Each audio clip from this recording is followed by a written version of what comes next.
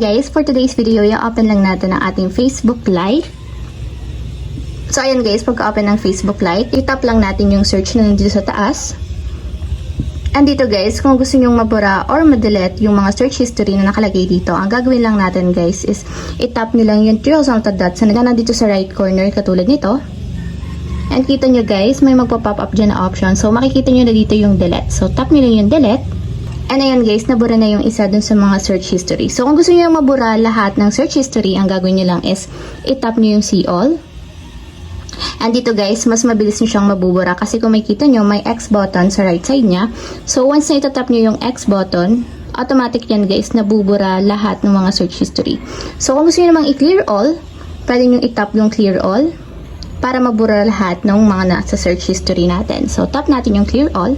And kung makikita nyo guys, no search history. So, nawala na lahat ng search history natin sa Facebook Lite.